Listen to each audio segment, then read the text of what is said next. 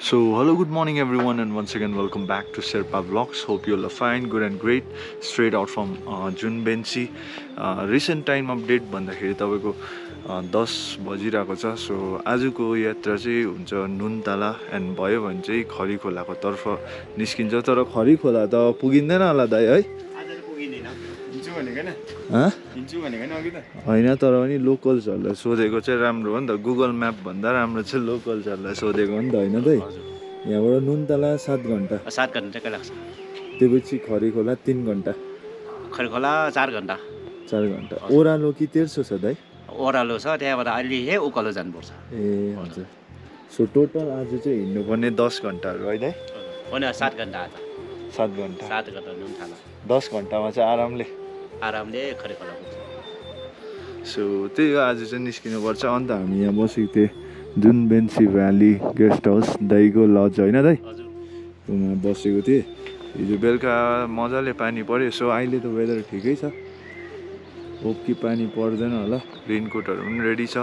अनि जुत्ता चाहिँ हिजोकै लगाइदिइरहेको छु. यस्तो छ, पखालिनँ मैले. पेम्बाले चाहिँ खिट्टो लगाएर हिँड्ने अरे.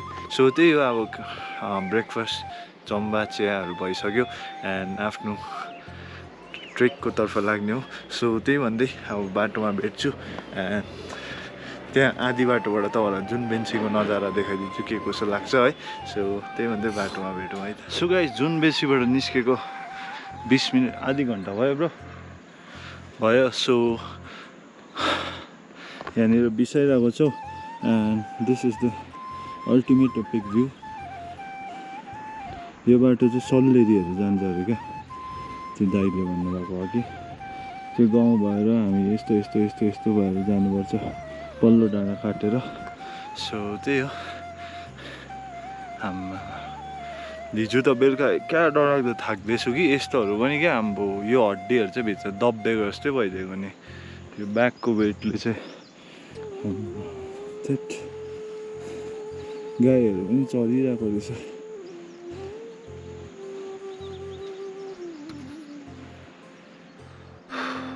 सो गाइज, के भन्छ, जुनबेन्सी काटेर हामीले अझै 2टा जति गाउँ काटिसकेको थियो. पानी परेकोले गर्दाखेरि क्यामेरा निकाल्नु सकेन. एन्ड अहिले चाहिँ यस्तो मजाको जग्गा छ कि आम्बो त्यो चाहिँ तपाईँहरूलाई नदेखाइ चाहिँ अब त्यो गर्नै सकिनँ. त्यही भएर क्यामेरा अन गर्नु करै लाग्यो क्या मैले.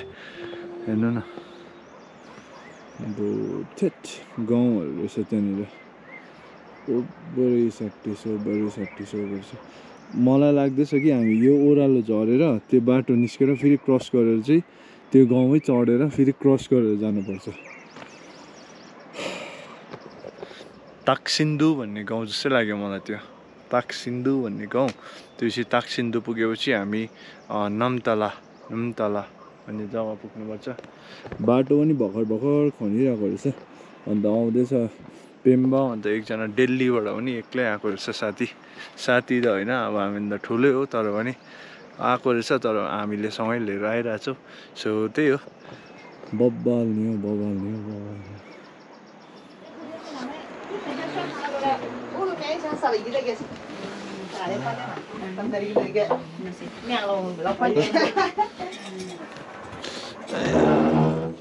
चिया भनिस्? अब चिया खाइदिउँ. यहाँबाट देख्दै गरेको गाउँ चाहिँ खन्दै रहेछ कि रिङ्मोहरू. ओ बाई द वे, चिनाउनु बिर्सेछु गाइजहरूलाई त. हम लोग का दोस्त दिल्ली से आया है ना, पुणे से. इंट्रोड्यूस कर दीजिए. प्रशांत हाय. फ्रॉम पुणे ना? हाँ जी.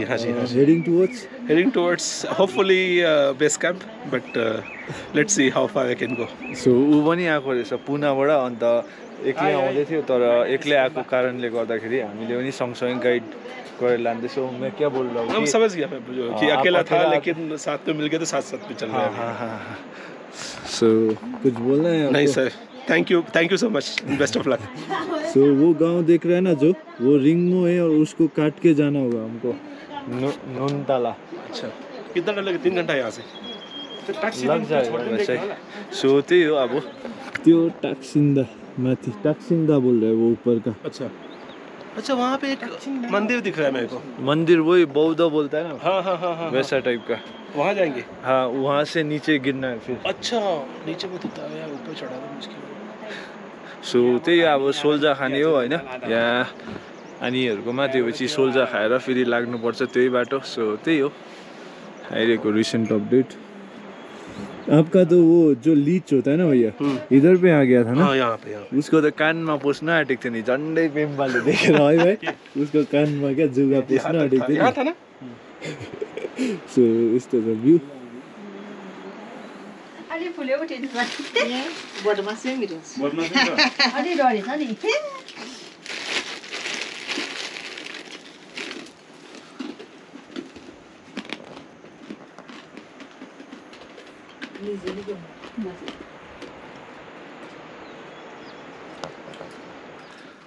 आइपुग्यो रिङमो भिलेज। ओभर दामी रहेछ जग्गा चाहिँ।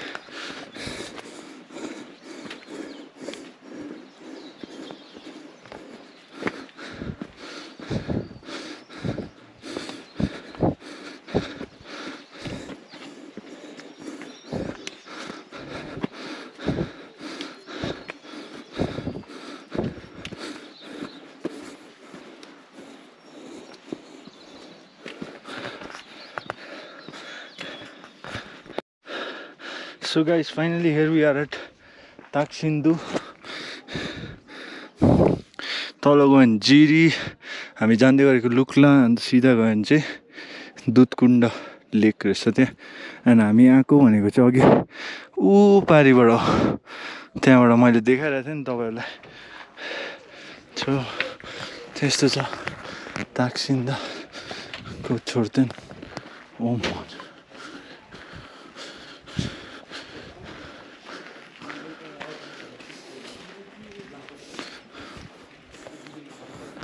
ताक्सिन्दु दुधकुण्ड।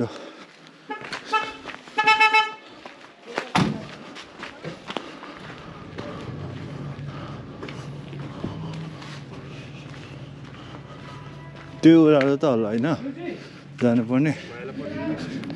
भैयालाई एकछिन पर्खिन्छु यहाँ, त्योपछि जान्छु है त।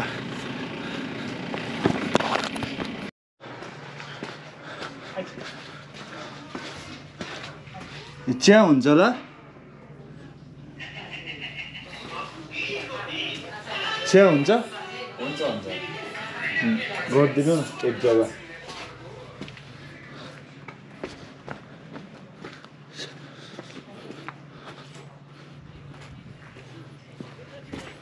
भाइ ओ भाइ फेन्टा झिकेला एउटा।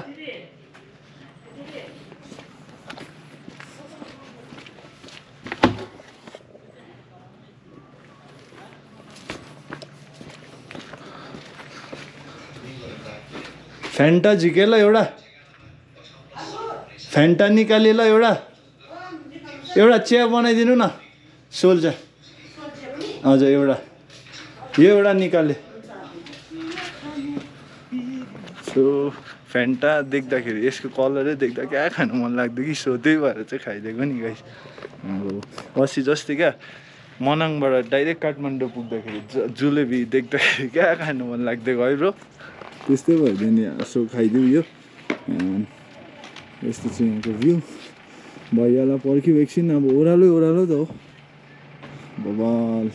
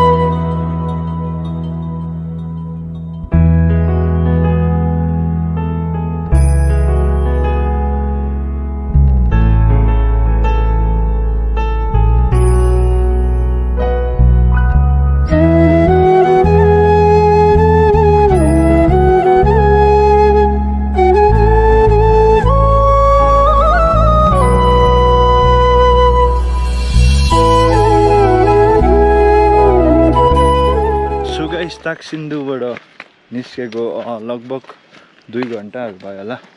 फाइनली देखियो गाउँ नुन्तला यो भिलेज हो। हामी चाहिँ त्यहाँनिर जानुपर्ने हुन्छ। सो बाटो चाहिँ यस्तो छ एन्ड बाटोमा पानी परेकोले गर्दाखेरि है सो अहिले त असारै लागिरहेको छ नि त।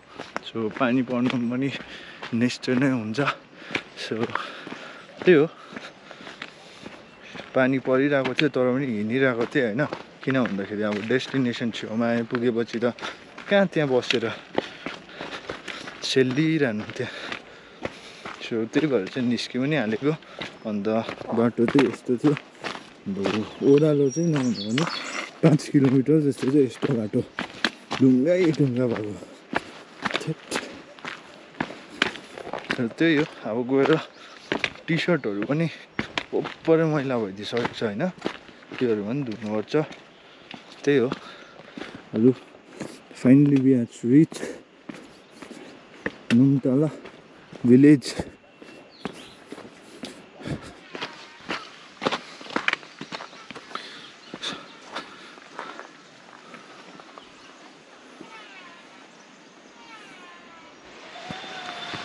एन्ड गाइस दिनभरिको ट्रेकको बाद नि जुन चाहिँ एउटा डेस्टिनेसन चुज गरेको हुन्छ नि त्यहाँनिर आइपुग्दा चाहिँ यस्तो खुसी हुन्छ मन। किनभने दिनभरि अब हिँडेर कस्तो भइरहेको हुन्छ होइन। थकान मेटाउने जग्गा पाउँदाखेरि त अन्त ओभर मन शान्ति एन्ड खुसी पनि हुन्छ। सो त्यही हो, हिमालय भन्नेमा बस्नुपर्ने हो हामी आज। दिस इज द गाउँ।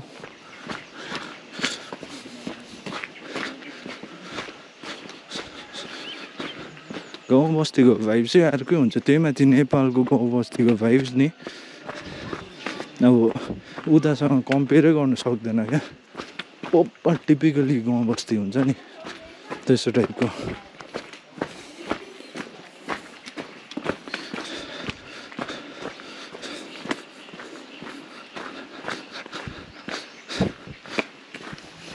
टिपिकली गाउँ बस्ती भन्ने बित्तिकै नेपाल खालि हो क्या ब्रो। ए साथीहरू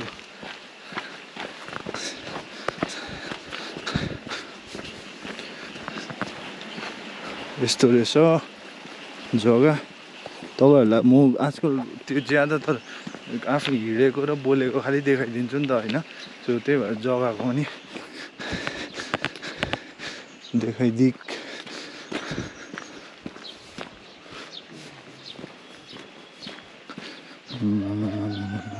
अनएक्सपेक्टेड प्लेस नि माथिबाट देख्दा अर्कै देख्ने, तलबाट आउँदाखेरि त अर्कै छ भ्यू।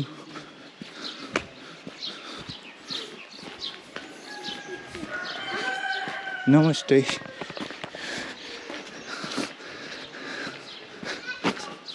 यस यस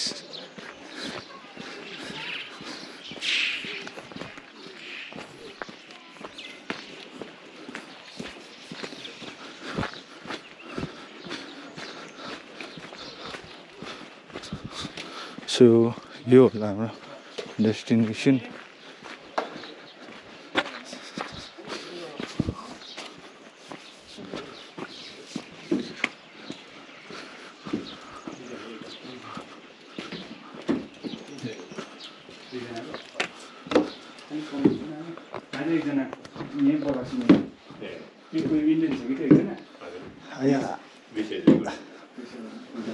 वाइफाई छ होला ल।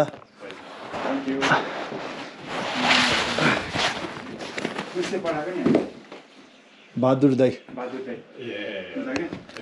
हिमालय भयो नि। सो फाइनली हाम्रो डेस्टिनेसनमा आइपुग्यो है। And this is it. Epic view. गुराँसको रुख पनि रहेछ मजाको यतानिर। And this will be the place where we will be staying today.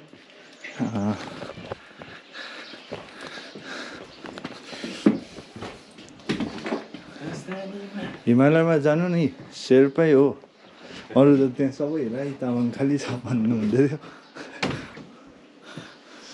So त्यही अब फ्रेस हुन्छ अन्त भेट्छु है त तपाईँहरूलाई सो गाइस नुनताल आइपुगेँ तपाईँलाई अघि नै भनिसकेँ यो भएको छ मेरो काम अहिले अस्तिदेखि थुप्रेको लुगा अब धुनुपर्ने छ मैले कस्तो गनाएर कस्तो भइसक्यो क्या सो त्यो धुन्छु अनि त्यो भेट्छु I know you told your friend you're not okay. And tell me what's wrong and why you never said you felt that way.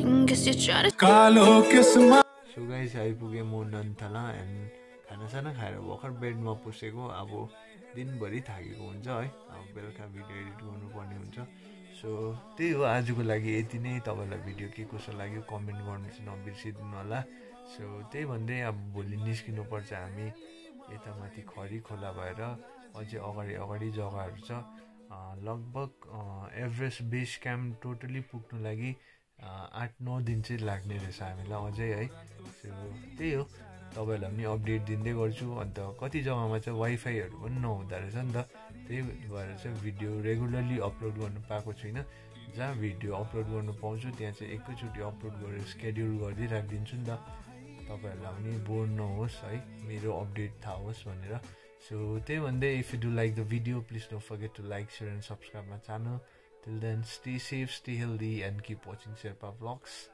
Good night.